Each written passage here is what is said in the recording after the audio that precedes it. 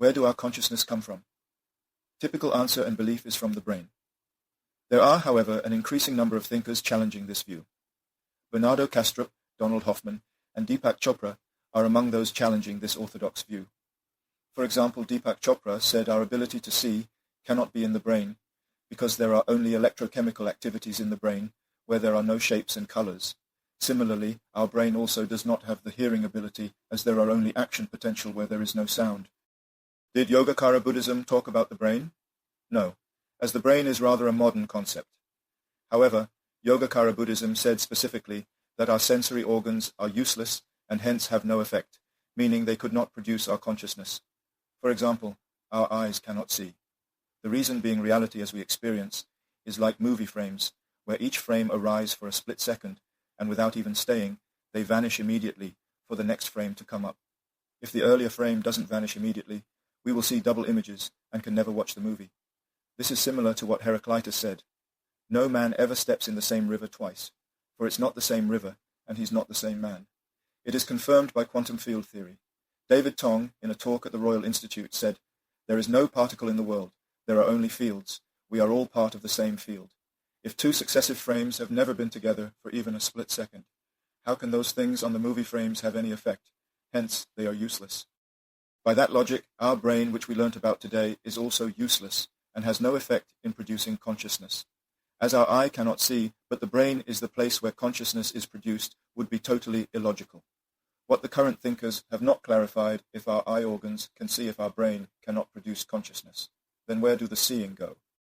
The above is part of the mind-body problem, which was already explained with the theory of Yogacara Buddhism.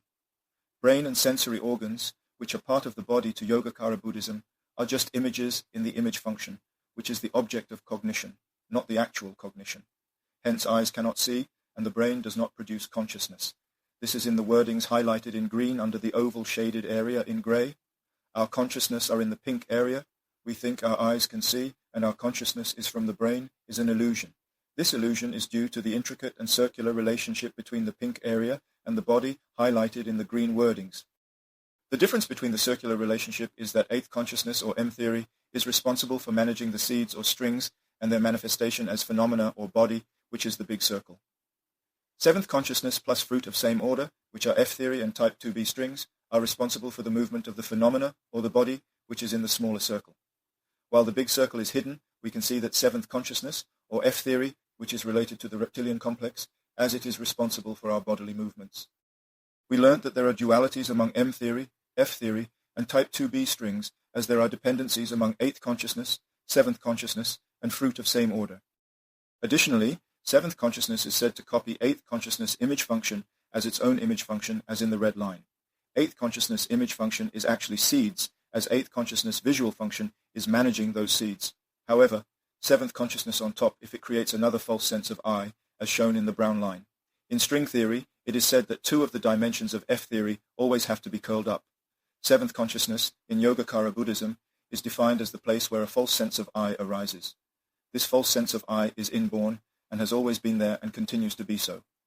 Basically, seventh consciousness always contemplates I and keeps looking after I. This is why the reptilian complex deals with instinctive behaviors and survival functions. It handles sensory information necessary for basic survival, like reacting to danger. Let us go slightly deeper. Yogacara Buddhism says there is no movement nor sound, etc.